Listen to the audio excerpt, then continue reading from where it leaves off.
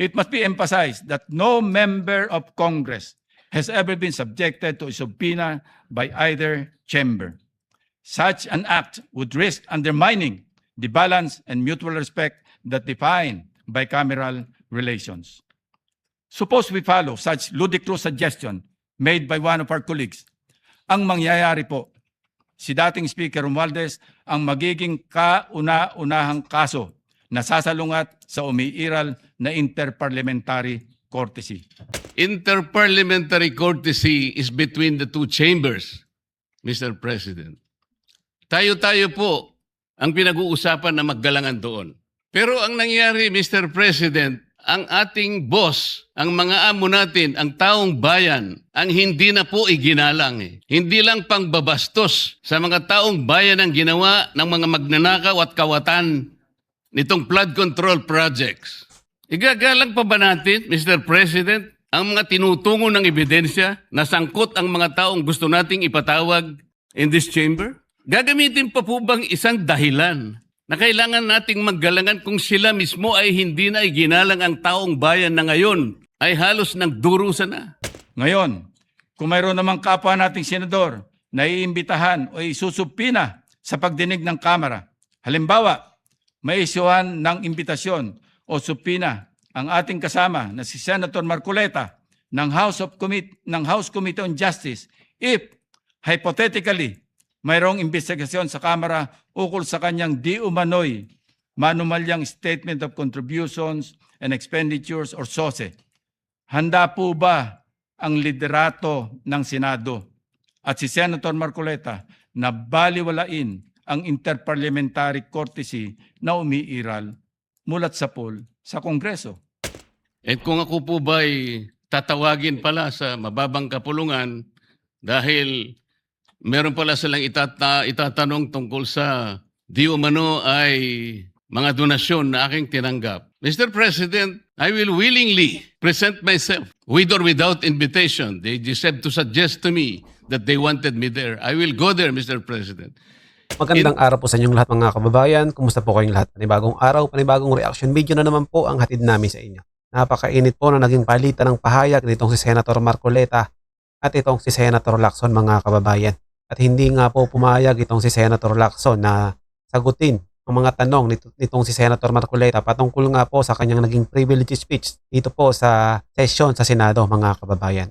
Ito po ay kaugnay pa rin ng ginawang hearing ng Blue Ribbon Committee at sa partial report na ginawa nga po nitong si Senator Lacson na ayon po sa kanya ay 7 pa lang ang pumipirma at base pa nga po kay Senator Lacson ay hindi umano siya sasagot hanggat hindi pa nakokompleto ang pirma ng kanyang ginawang report mga kababayan. At ito ay hindi nagustuhan itong si Senator Marcoleta. Panoorin po natin ang kabuuan ng kanilang mga naging pahayag.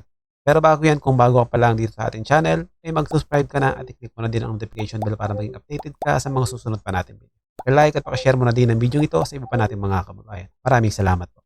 Thank you, Mr. Majority Leader. Thank you, Mr. President. Mr. President, esteemed colleagues, where there's will, there's a way.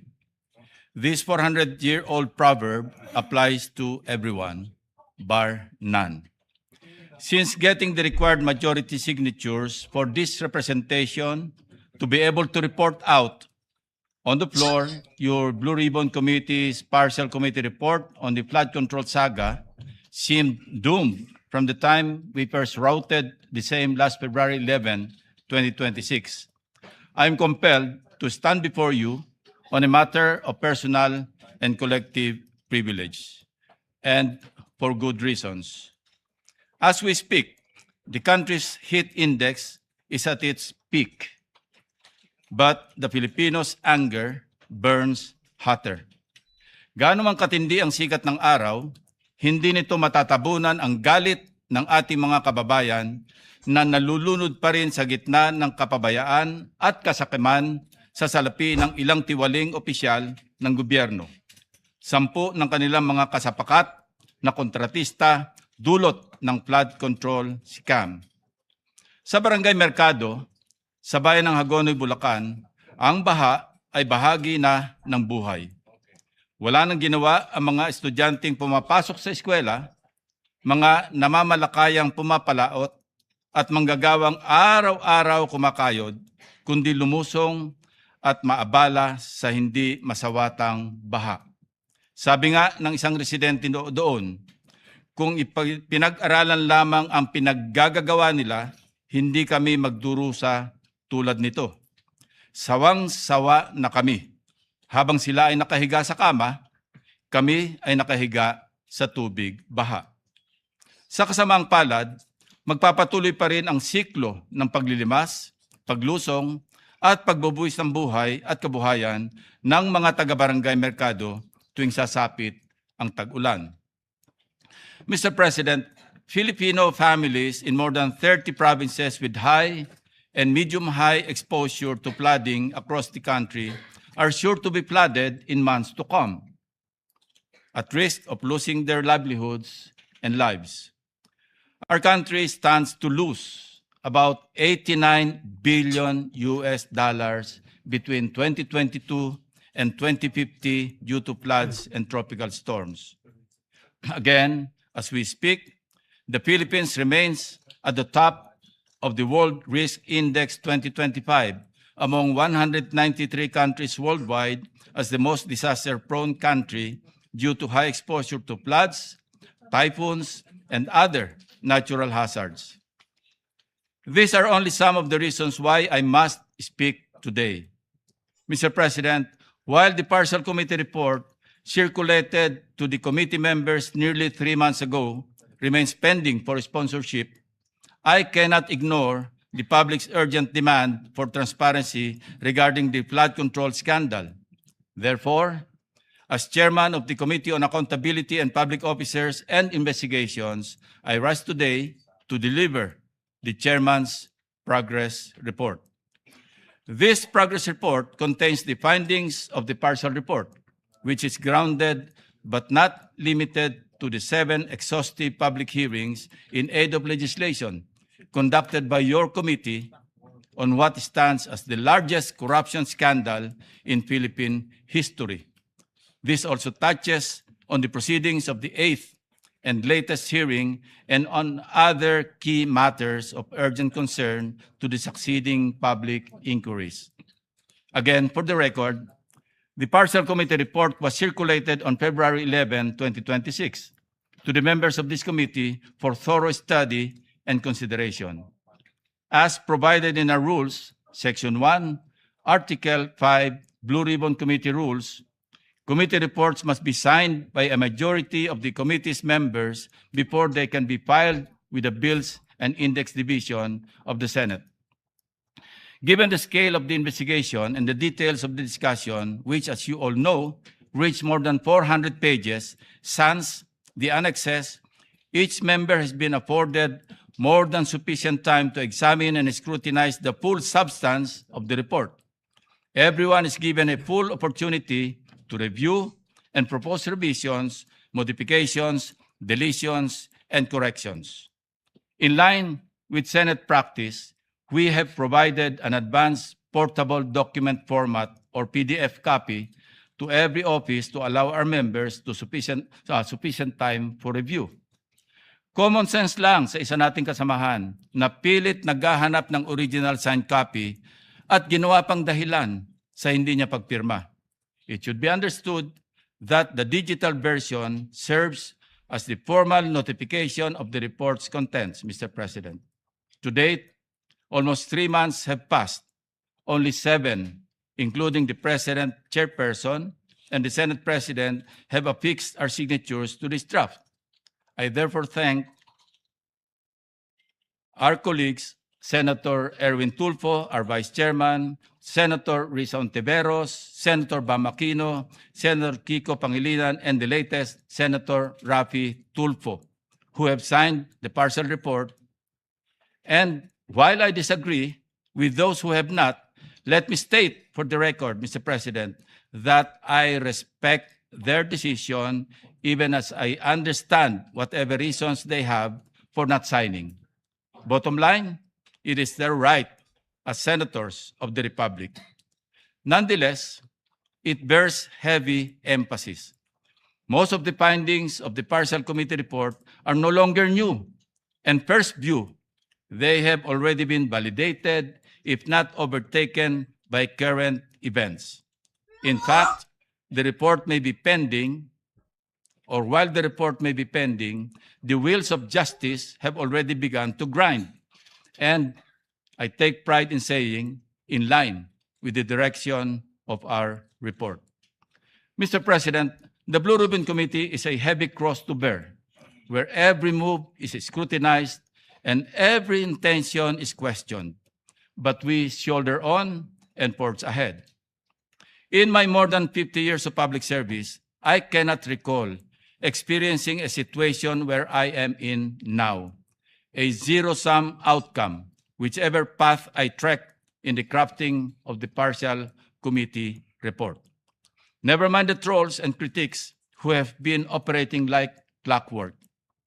To them I say, I have built my career and my reputation over decades on a simple principle, that noise never overpowers duty, and intimidation never silences me. Set aside, if they must, the fact that I have spent my entire public service career refusing and resisting all forms of corruption, from rejecting bribes from illegal gambling operations and other unlawful activities during my law enforcement years, let alone the pork barrel system which plundered our nation and was later declared by the highest court as unconstitutional, not to mention my consistent rejection of lobby monies in as many instances related to certain pieces of legislation. Disregard, if they can, the decades I have spent in the trenches as a budget watchdog and a relentless buster of abuse of power. If my track record of integrity is to be ignored today, then let the evidence speak where my history is silenced by the critics and the trolls. In the course of drafting this report, my guidance to my staff was unequivocal, that we adopt a single standard in laying down the committee's findings. We go where the evidence leads us. Before we dive into the findings, let us be very clear in plain, simple terms. We are not here to indict, much less convict, or hand down a final judgment. Hindi po ito isang hatol. Rather, we're establishing a standard of clear indicia, as lawyers call it, to assist in whatever way we can the proper authorities who shall independently evaluate these findings, determine probable cause, and take the necessary legal actions. Halimbawa, sa kaso ng ating kasamahan na Senator Jingo Estrada, ay mayroong bagong development na naganap sa pamamagitan ng LBRMO na nagpahayag na hindi si Senator Jinggoy ang proponent base sa record ng mga proyektong una nang naiugnay sa kanya. Nonetheless, Mr. President, let me be uncompromising. In this long course of inquiry, the Filipino taxpayers are the complainant. Our duty to them is to answer three fundamental questions. Number one, where did the money go? Two, how was this corruption executed? And three, how do we fix the system so it never happens again? Mr. President, this all seems like deja vu. We have seen this before. The history of corruption in the Philippines reflects a cyclical process. It does not disappear when exposed. It adapts and mutates to survive. The flood control crisis is the reincarnation of the 2013 Priority Development Assistance Fund, or PDAF scam, but in a bolder scheme. It serves as a scathing indictment of the failure of our institutions to deter corrupt machinations. The enterprise remains unchanged in essence, similarly orchestrated by a cabal of officials led by legislators and their co-conspirators within the government and in the private sector, only with a diversified format and modus of thievery, timing, and language. Like floodwaters, these activities seep into institutions and areas of least resistance, flowing into and exploiting new channels where illicit rewards abound and oversight is weakest. Mula sa masilimuot na investigasyon, ilalatag ko ang synthesis ng findings ng komite sa 5 bahagi. Una, napatunayan sa mga pagdinig na ang problema sa baha ay hindi nag-ugat sa kakulangan ng pondo.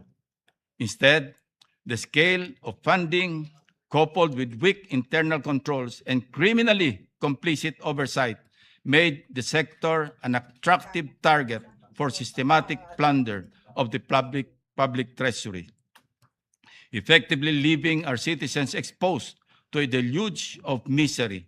Ito ang nilalaman ng Part 1 ng ating findings.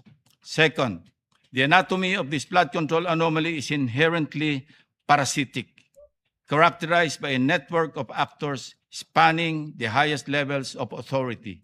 Hence, Part 2 of the findings clearly laid out how the anatomy works. From utilizing an institutionalized workflow deeply entrenched within the bureaucracy, employing mechanisms so brazen and gross that they either compromise, recruit, and/or bypass oversight. Third, ang flood control mess ay representasyon ng sukdulan at nakakarimarim na evolution of the pork barrel system.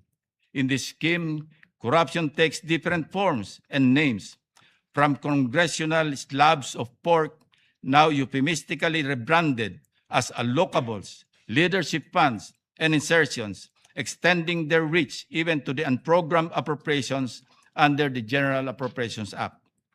Part 3 details the scheme's stark similarities to that of the pork barrel scam from language to operations. Fourth, the case of Bulacan First District Engineering Office serves as a microcosm of the systemic rot.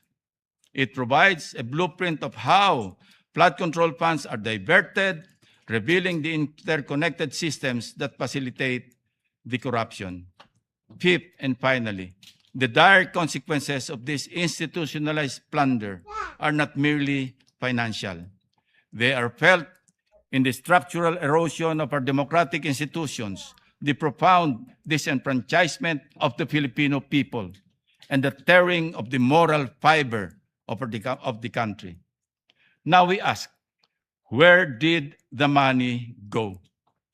Evidence on record shows how the flood control corruption scandal exposed a systemic, coordinated, multi-actor process. Isang malawakang sabwatan na ginawang gatasan ang mga proyekto para sa flood control. Ang pattern ng korupsyon ay systemic at parasitic. Magkakaugnay mula sa mga aktor, mekanismo, at workflow. Who are the actors? In the course of the hearings, we have identified key actors who were implicated in the flood control anomalies and classified them into 8 groups.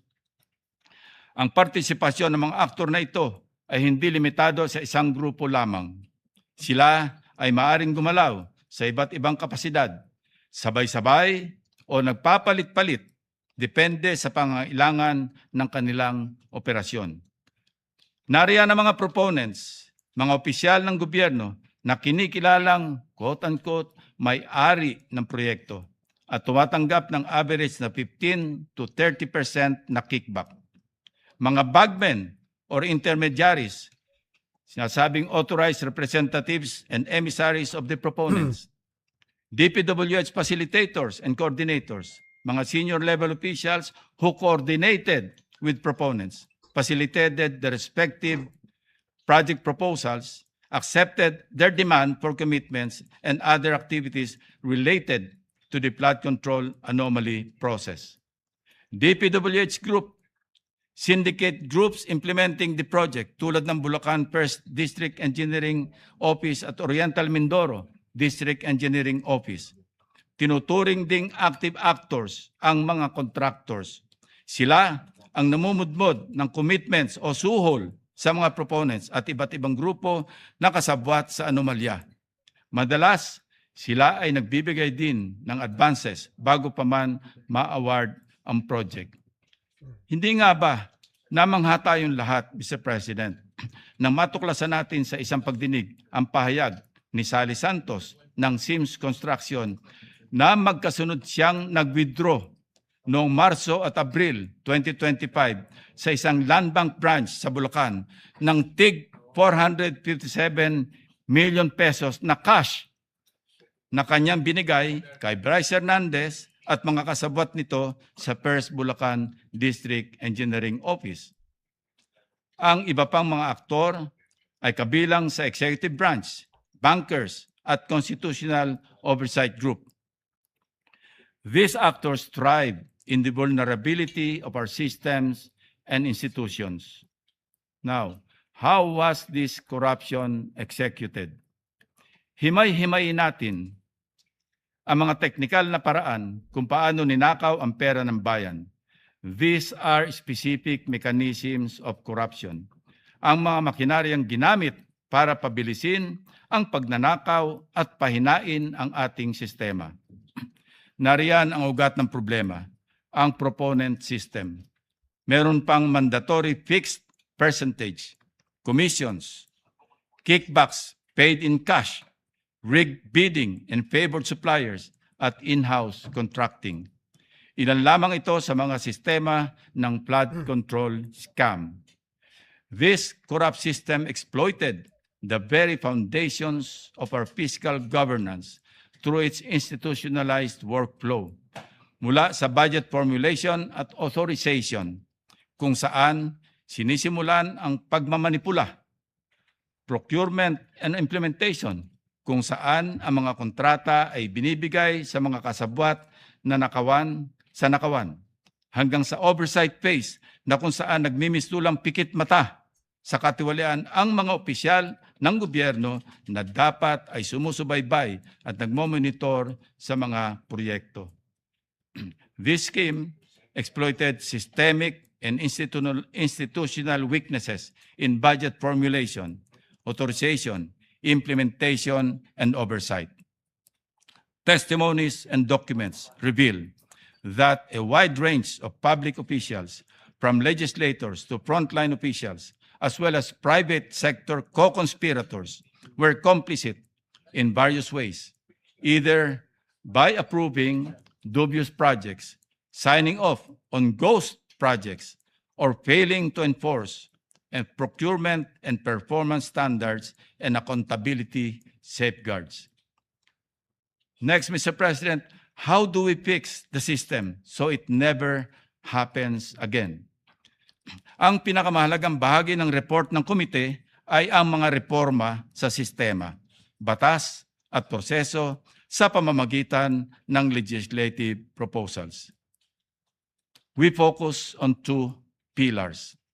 First, budget-related proposals. Tanggalin ang anumang uri ng allocables and leadership funds na pinauso ng DPWH upang mapaghati-hatian ang pondo. This is a pork barrel incarnate and it clouds our fiscal transparency. We also suggest itemizing unprogrammed appropriations, strict compliance with the release of unprogrammed funds, and public disclosure of excess revenue certifications for the use and release of unprogrammed appropriations. Given the massive scale of controversies, particularly under the 2024 appropriations, we may also consider abolishing the unprogrammed funds altogether.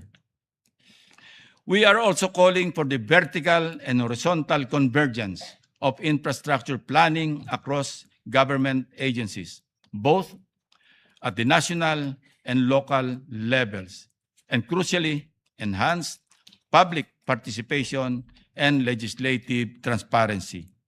Second, our accountability and anti-corruption proposals. Primary to this is the amendment of Republic Act number 6770, or the Ombudsman Act of 1989, which includes A, creation of an anti-corruption law enforcement service in the Office of the Ombudsman and providing incentives and protection to whistleblowers. B, expanding the authority of the Ombudsman to deputize private lawyers as special investigators and prosecutors. And C, fiscal autonomy laws for the Office of the Ombudsman and the Commission on Audit. This is in line with the precedent of giving fiscal autonomy to the Supreme Court as provided under Republic Act 12233 or the Judiciary Fiscal Autonomy Act. We won't allow another fiscal intimidation faced by COA in 2020 when its appropriations were held hostage as for later release or FLR. For too long, our laws had more holes than a sieve. We are here to plug them. Ang ating sagot sa mga contractors. We will define beneficial ownership and conflict of interest so that no legislator can hide behind a corporate veil. We will also push for a law defining and penalizing the crime of infrastructure fraud and bid rigging in the award of public infrastructure contracts. We also propose authorizing the Ombudsman and the Secretary of Justice to issue whole departure orders for those involved in large-scale corruption. No more fleeing before justice is served.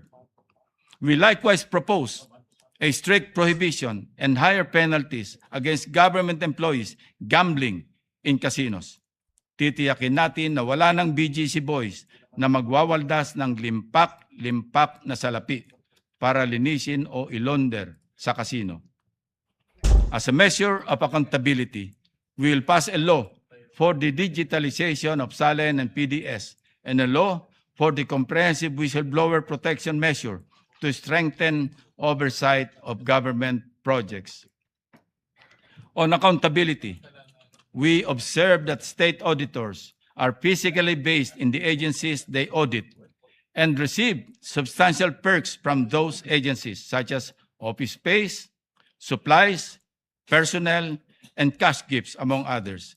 These arrangements create familiarity, which limits our state auditors' ability to conduct a legitimate audit and in many cases creates conflicts of interest. Hence, we are proposing a law that will facilitate and support the withdrawal of COA auditors and the recall to the Central Home Office from their auditee agencies to ensure independent and accountable reporting. We also propose a law to provide for a citizen's remedy and means for redress and compensation, similar to a taxpayer or a class action suit for citizens, group of citizens, or a community who may have been prejudiced or injured by defective, substandard, or inadequate public infrastructure. Mr. President, these legislative reforms seek to dismantle the very anatomy of the flood control scam, paralyzing corrupt actors, overhauling broken mechanisms, and severing the workflows that feed the systemic greed. Ito po sana ang legislative output ng komite na sa ngayon ay hindi pa natin ma-file. This is why we await our colleagues' signatures, a necessary step to move these reforms forward.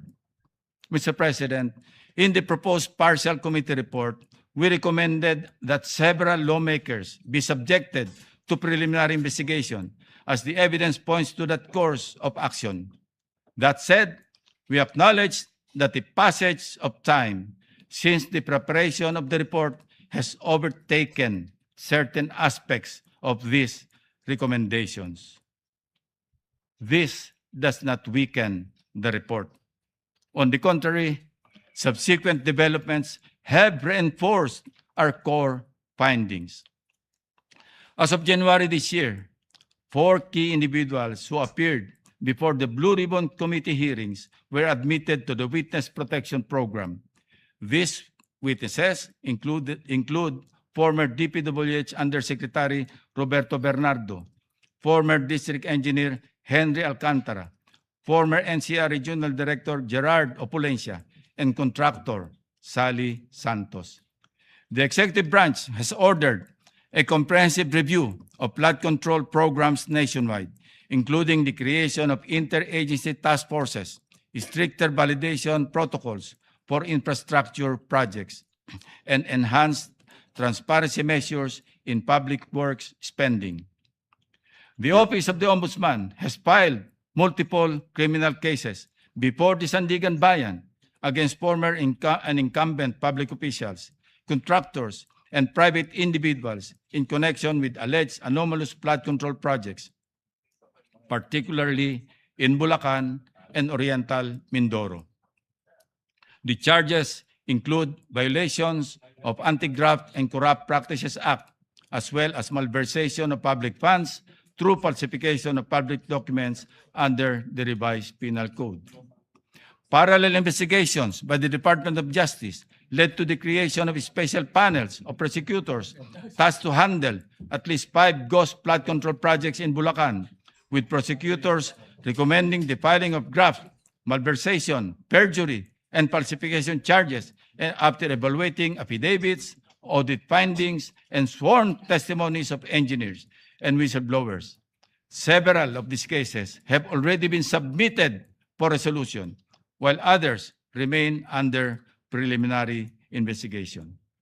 Proceedings are now underway before the Sandigan Bayan, which has begun issuing orders on preliminary matters. The NBI has conducted fact-finding operations and case build-up that led to the filing of complaints against respondents linked to the flood control scheme. The Anti-Money Laundering Council, Mr. President, complemented these efforts by initiating financial intelligence investigations. It has secured multiple freeze orders from the Court of Appeals, with over 21.8 billion pesos in assets frozen as of April 30, 2026, linked to irregularities in flood control projects. It has also preserved a total of 2.5 billion pesos worth of assets. Freeze orders have been issued against numerous individuals, including former Speaker Martin Romualdez, business associates, and corporations. Sa tagal na mai-report out ang nangyayari na po ang mga rekomendasyon at findings ng komite. Now, Mr. President, ako naman ang dinidiin ng mga kritiko, taliwas sa paulit-ulit na naratibo na ayaw ko daw imbitahan si Congressman Romualdez. Uulitin ko po, formal na inimbitahan ng komite ang dating speaker. The committee extended invitations to Representative Romualdez and other members of the House of Representatives whose names were mentioned during the hearings through the office of the current speaker, in keeping with established interchamber courtesy. These invitations were declined, with the exception of Representatives Toby Chanco and Leandro Lebiste, who voluntarily appeared before the committee. It must be emphasized that no member of Congress has ever been subjected to a subpoena by either chamber. Such an act would risk undermining the balance and mutual respect that define bicameral relations. Suppose we follow such ludicrous suggestion made by one of our colleagues. Ang mangyayari po, si dating Speaker Romualdez ang magiging kauna-unahang kaso na sasalungat sa umiiral na interparliamentary courtesy. Ngayon, kung mayroon namang kapwa nating senador na iimbitahan o isusubpina sa pagdinig ng Kamara, halimbawa, may isyuhan ng imbitasyon o subpina ang ating kasama na si Senator Marcoleta ng House Committee on Justice if, hypothetically, mayroong investigasyon sa Kamara ukol sa kanyang di umano'y manumalyang Statement of Contributions and Expenditures or SOSE. Handa po ba ang liderato ng Senado at si Senator Marcoleta na baliwalain ang interparliamentary courtesy na umiiral mulat sa pool sa Kongreso? Maalala natin, noong 2024, inimbitahan ng Kamara si Senator Ronald Bato de la Rosa sa pagdinig ng war on drugs. Gayunpaman, hindi siya dumalo. Sa payo na rin ng dating Senate President Chis Escudero bilang pagpapahalaga sa inter-chamber courtesy. That is why I always emphasize, Mr. President, that this is not merely a matter of practice. It is grounded in principle. In his separate opinion, in Francisco versus House of Representatives, GR number 160261, November 10, 2003, Justice Dante Tinga explained, and I quote, "While interchamber courtesy is not a principle which has attained the level of a statutory command, it enjoys a high degree of obeisance among the members of the legislature, ensuring, as it does, the smooth flow of the legislative process," unquote. In light of this, the continued observance of interchamber courtesy is not optional, Mr. President. It is essential to preserving the independence, integrity, and proper functioning of each chamber. May mga individual rin na pilit na nagpapakalat ng maling impormasyon na di umano'y pinipigilan naming pagsalitain si former Congressman Saldico. Nais ko pong linawin, Mr. President, distinguished colleagues, na inimbitahan ng komite at inisyuhan pa nga ng show cause order at subpoena si Mr. Saldico. May nagmamagaling pa na dapat daw ay hayaan si Mr. Saldico na maglabas ng apostilled affidavit o lumahok sa pamamagitan ng Zoom meeting. Si Ginoong Saldico ay hindi nagpapadala ng anumang request sa komite para humiling na accommodation para sa isang virtual meeting mula sa loob ng Philippine Embassy. Sa katunayan, ako pa nga ang unang nagmungkahi na maaaring pag-aralan ang posibilidad na magtungo siya sa embahada upang doon mag-testify sa pamamagitan ng Zoom habang under oath. Subalit, ang ating kasamahan mula sa minorya na si Senator Ronald Bato de la Rosa ang mismong nagpaalaala at nagbabala laban sa hakbang na ito. This caution makes sense, Mr. President. Kung siya ay nag-testify sa loob ng Philippine Embassy at mapatunayang nagsisinungaling at ma-cite in contempt of the Blue Ribbon Committee, kaya ba siyang ipakulong o i-detain ng embahada sa loob mismo ng kanilang gusali? Dahil dito, Mr. President, ang tanging paraan lamang upang tanggapin ng komite ang mga pahayag ni Saldico ay ang pagbabalik niya sa Pilipinas at personal na pagdalo sa pagdinig. Nais ko ring tugunan ang mga kritiko ng ilang gumagamit ng issue ng 67 contractors bilang dahilan upang hindi pirmahan ang ating partial committee report. Liwanagin ko lang po muli, hindi ko kailanman sinabing hawak ko ang listahan ng mga contractors na ito. To set the record straight, ang makailang ulit ko nang nabanggit ay ang impormasyong ibinahagi lamang ng isang congressman, walang detalye kung sino-sino. Kung mayroon mang may hawak ng impormasyon o kung kaya nilang tukuyin ang iba pang mga contractors na ito, katulad ng ginagawa ni Ombudsman Remulla, name them. If you have the evidence, present it. If you know the perpetrators, expose them. The committee will provide the platform for you.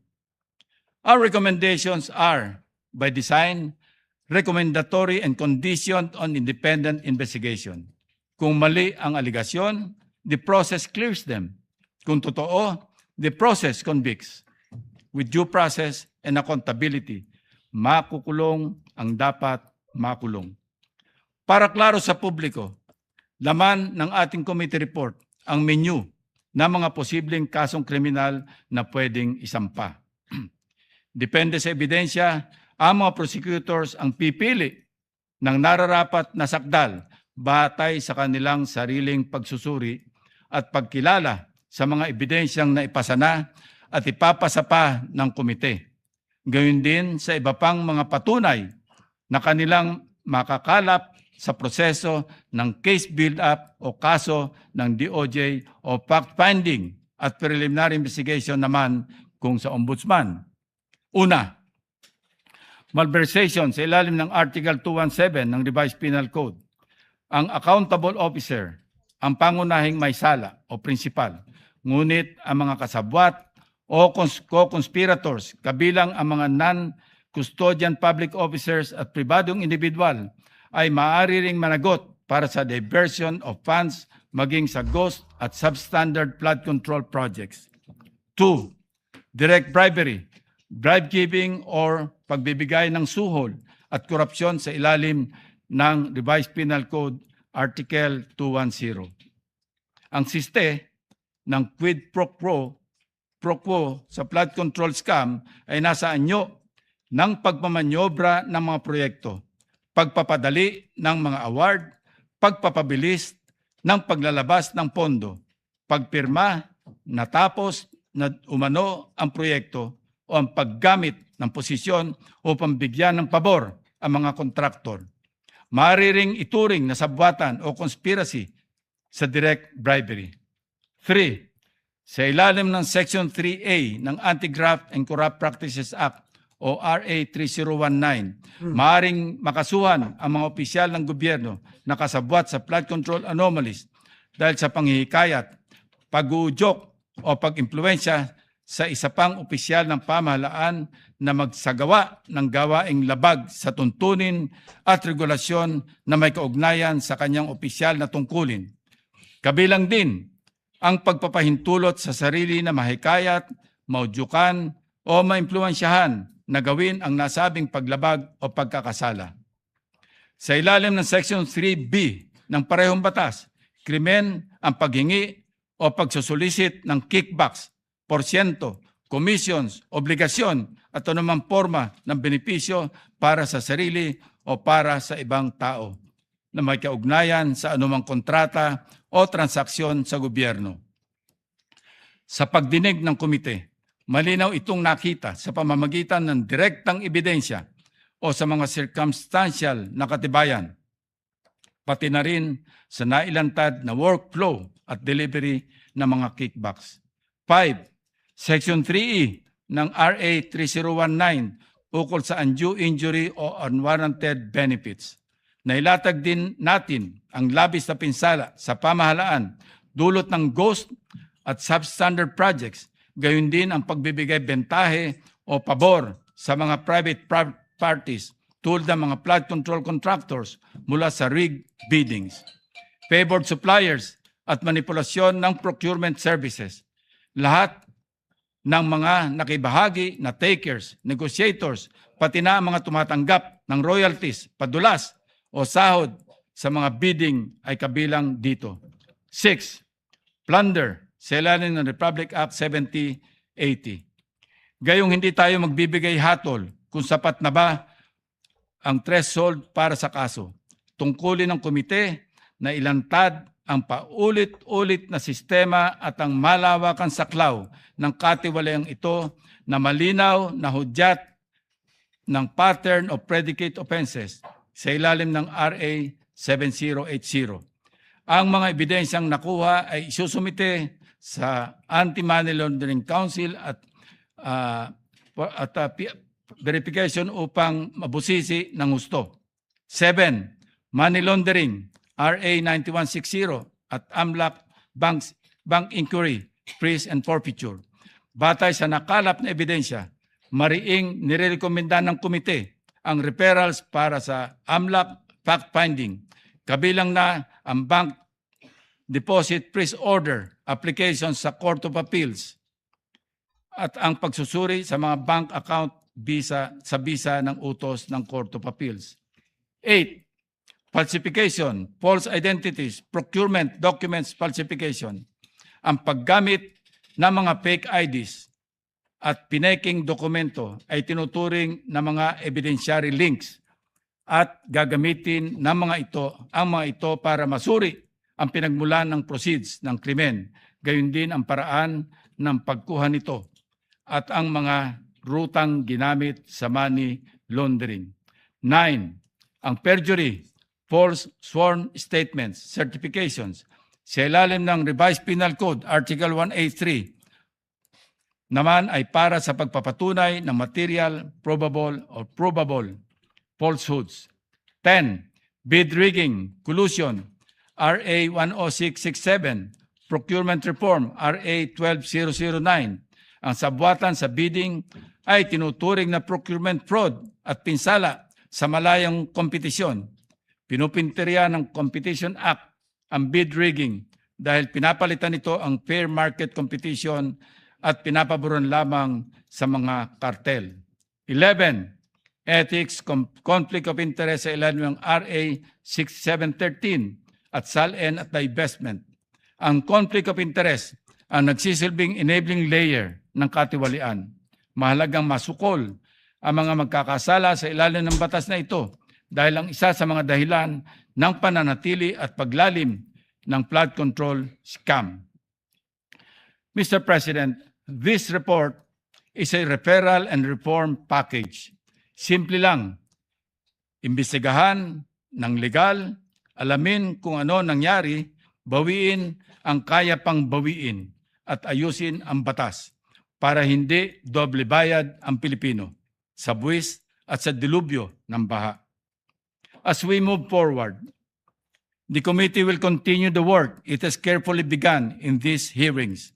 In the resumption of our hearings, we will scrutinize matters that need further scrutiny. Una, mas malalim at mabusising investigasyon hinggil sa usapin ng allocables at leadership fund.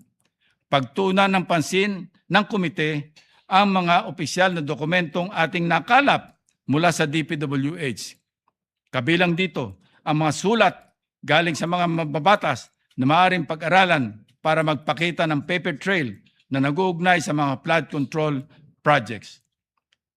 What you see here, Mr. President, are just random letters from our files. Magpapadala na rin pa rin po tayo ng formal na imbitasyon kay dating Speaker Romualdez sa pamamagitan ng kasalukuyang Speaker ng Kamara upang bigyan daan ang kanyang panig at paglilinaw hinggil sa mga aligasyong ibinabato laban sa kanya. If and when Saldico is returned to the Philippines, we are prepared to bring him together with his former staff, including former members of the military. This step will ensure that the committee's findings remain fair, balanced, and firmly grounded on facts and evidence. Mr. President, the road to full accountability is long, but we must start to agree somewhere. This chairman's report is a decisive step forward. We owe it to the witnesses who spoke up, to the experts who provided evidence, and most importantly, to the millions of Filipinos who find themselves neck deep in floodwaters every time a storm hits. We cannot let their efforts and ours go to waste, Mr. President. In the interest of orderly and more comprehensive discussions and productive deliberations, and to avoid redundant and repetitive clarificatory questions that may be posited by our colleagues, I reserve my right to address any and all interpellations after my sponsorship of the still pending partial committee report. Dalawa na lang po, 2 or 3 more. At pwede nang i-file sa Bills and Index Division ng Senado ang partial committee report. Until then, Mr. President, I am not yet yielding the floor. Thank you, Mr. President. Thank you. Majority Leader. We recognize our distinguished colleague from Tarlac. Senator Dante Marcoleta is recognized. Thank you, Mr. President. Mr. President, may I ask Senator Lacson if he wishes to yield some questions by way of interpellation? Senator Lacson, I'll say it again, Mr. President. Until the partial committee report is submitted or filed with the Bills and Index Division, and until after I have sponsored the partial committee report, I'm not yielding the floor. Mr. President, that is very highly unusual. Why would Senator Lacson make a precondition that the partial report should be signed by at least a majority of its members before he can yield May, to interpellation. yes. May I place on record that it is the prerogative of any member of the Senate to yield or not yield. As a matter of fact, in my many years here, Senator Miriam Defensor Santiago, and I'm sure Senator De Estrada is well aware of this, who was with me. Senator Miriam Defensor Santiago, every time she delivers a privileged speech, does not entertain any interpellation. Yes, And Mr. it is President, her- but it this is her is, prerogative. this is different. And then, Because if as I said, it is the prerogative of Senator Santiago, and it is likewise the prerogative of Senator Lacson, because he wants that, as he mentioned, he wanted that his partial committee report be reported out and sponsored before he can answer any questions to that effect. Mr. President, if Senator Lacson would just say that he doesn't want to be interpellated, that will be okay with me. But he should not make a precondition that his unwillingness is conditioned upon whether or not the partial report should be signed by the majority. This is very unusual, Mr. President. Yes, we respect your opinion. And because he doesn't want to be interpellated, may I just be given the opportunity to make manifestation because my name was mentioned. Of By course, Senator Lacson. of course you may. Go Thank ahead. you, Mr. President. Mr. President, I cannot speak for our colleagues why they hesitate or even refuse to sign the partial report he allegedly disseminated to the members. But as for myself, Mr. President, I cannot sign a partial report. A partial report is basically unfinished. An unfinished report cannot be assumed to have contained the final and collective judgment of all the members. This is very basic, Mr. President. Secondly, I did not heed my reasons why I cannot sign the partial report. I delivered a privileged speech some time ago, Mr. President, outlining the reasons, therefore. Number one, I was expecting the chairman of the Blue Ribbon Committee to have conducted several hearings more. And in those hearings, he should have invited several persons whom I enumerated in my privileged speech. Namely, Yusek Adrian Bersamin, Yusek Jojo Cadiz, former Governor Luis Chavez Singson,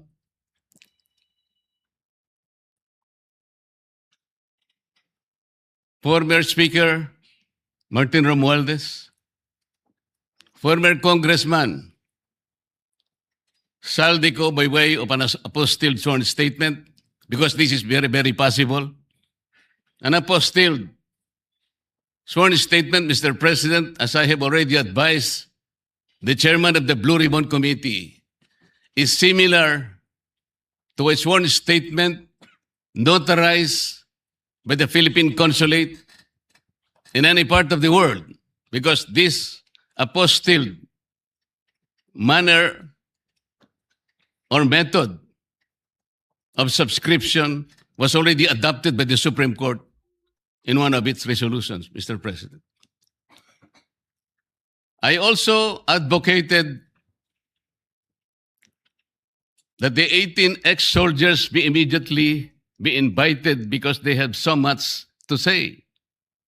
Because I thought he said, and he emphasized at some point, that wherever the evidence is, the BRC will be led thereto, Mr. President. Ang sabi pa po niya, Mr. President, hindi option yung interparliamentary courtesy. At kung ako po ba'y tatawagin pala sa mababang kapulungan dahil meron pala silang itatanong tungkol sa di umano ay mga donasyon na aking tinanggap. Mr. President, I will willingly present myself with or without invitation. They decided to suggest to me that they wanted me there. I will go there, Mr. President.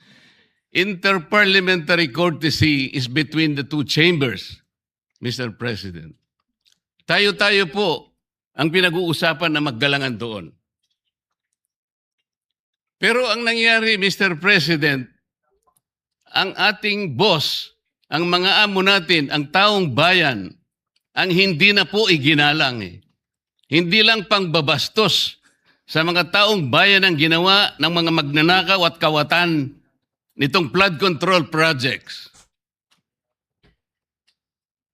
Igagalang pa ba natin, Mr. President, ang mga tinutungo ng ebidensya na sangkot ang mga taong gusto nating ipatawag in this chamber?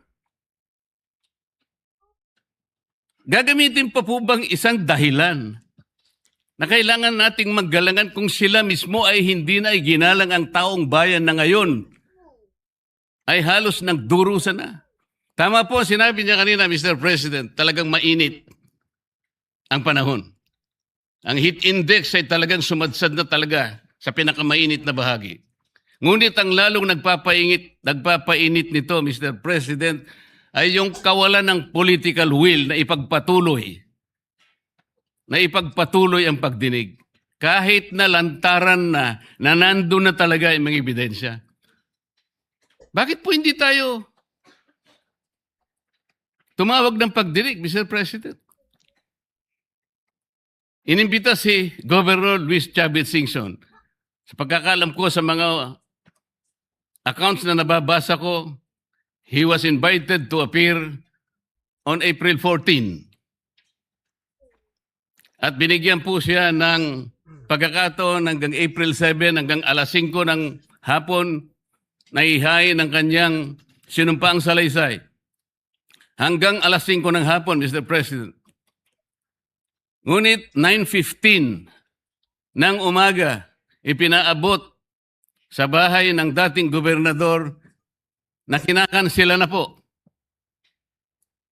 ang nasabing pagdinig. At ginamit pang dahilan,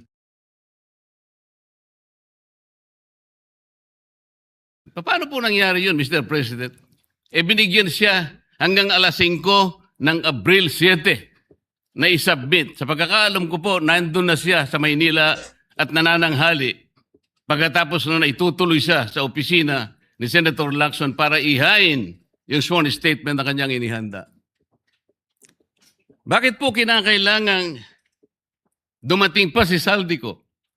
Inihintay siguro ni Saldico, Mr. President, ideklara lang ng chairman ng Blue Ribbon Committee, i-apostil mo lang yan kahit nasaan ka sa anumang bansa ka sa Europe, tatanggapin ng committee yan. At pagkatapos, hahayaan ka namin sa pamagitan ng Zoom ay pumayag ka at iimbitehan ka namin para sa isang special na pagdinig kung yan ang gusto mo. Yun lang siguro gusto niyang marinig. Bakit ikukondisyon pa natin ang pagdating niya rito, Mr. President, kung yung apostle sworn statement is sufficient enough for him to do just that? Ano po ba tayo rito? Nagtatakip po ba talaga tayo? Mr. President, kayo po ay maaring makapagtestigo sa sasabihin ko. Nung isang araw po, pinuntahan ko kayo sa inyong opisina at may binanggit po akong isang bagay na maaaring makatulong sa atin kung paano kilalanin si Senator Lacson. Binanggit ko po sa inyo, Mr. President, ng buong katapatan nung ako'y wala pa po sa Kongreso, wala pa po sa public service. Nakilala ko po si Senator Lacson. bilang chief ng PNP. Nabanggit ko po sa inyo, Mr. President, sa ating pag-uusap sa inyong opisina. Mula noon, nung makita ko siya,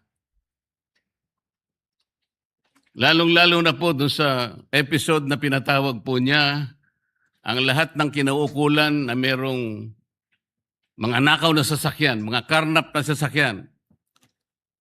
Naalala ko po na sinabi niya, Mr. President, lahat ng mga ninakaw na sasakyan, dalhin nyo rito sa Camp Crame. No questions asked. Dahil palagi po akong dumadaan sa EDSA, Mr. President.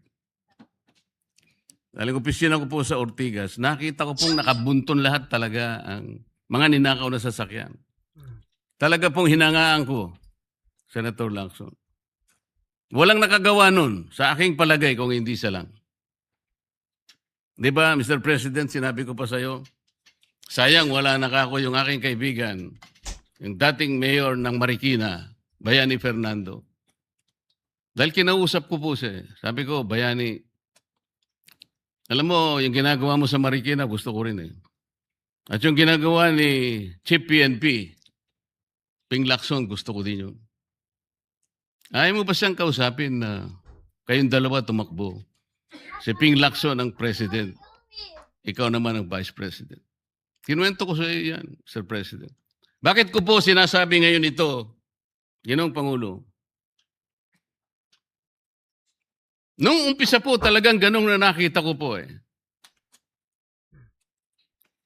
Yung kanyang kagustuhan na maayos natin ang ating bansa. Yung sinasabi niyang track record, maring nung umpisa nandun po yun eh. Hindi ko ikukwento ito kung hindi talagang hinangaan ko siya. Noon. Pero bakit ngayon po ay nagkaiba, Mr. President? Parang yung pedestal na aking hinangaan, yung alamat na nandoon, unti-unting gumuho. Nalulungkot po ako at nangyari yun, Mr. President. Ang sabi ko pa nga eh, hindi ba tayo dapat maglaban-laban dito eh?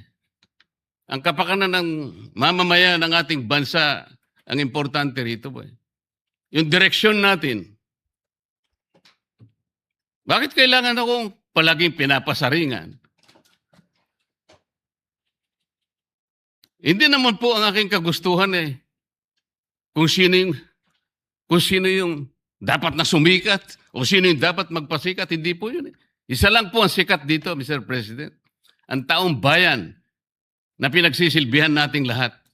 Doon po natin ituon ang lahat ng ating makakaya, ang lahat ng ating energy. Malampasan sana natin ang problemang ito. Ngunit, yung hindi po pagganap sa tungkulin. Yun po yung hinahanap ng tao, Mr. President. Napakainit na po ng panahon talaga. Pinapag-iinit pa ng paghihintay nang hindi malaman hanggang kailan maghihintay ang taong bayan. Ano po ba ang dahilan kung bakit nagkaroon siya ng privilege speech ngayong hapon? Para saan? Para saan? Hindi po ba mas maganda na kumpletuhin natin yung report? Hindi partial. Ano yun? Partial final? O partial provisional? Paano ko po malalaman, Mr. President, kung hindi po ibinigay yung hard copy? Pipilitin akong basahin na nandun lamang sa online. Binigyan lamang kami ng isang file para doon kuhanin namin kami mag-print. Paano ko ba ikukumpara po yung ipinrint ko? Hindi ko naman alam kung sinong gumawa nun dahil wala nga pong pirma yun eh. Doon lang sa paraan na yun eh. Nagkakaroon na po ng agam-agam eh. Pagkatapos eh, ayaw pa nilang mag-interpolate. Nasa sa kanya po yun, Mr. President. Pero ako po, ang tanging hangarin ko lamang, ayusin natin lahat ito. Sabi nga po niya, hindi makakalimutan ng taong ito at talaga naman pong hindi malilimutan sapagkat ito na po yata ang pinakamalawak na nakawan sa kasaysayan ng ating bansa. Salamat po, Mr. President. At yun na nga mga kababayan, hanggang dito na lang po ang ating video. Kung ano man po ang inyong opinion sa video ito, ay comment nyo lang po sa baba at ating pag-uusapan. May maging kabahagi po tayong lahat tungo sa pagsulong at pag-unlad ng ating pinakamamahal na bansang Pilipinas. Ingat po kayo palagi. Maraming salamat.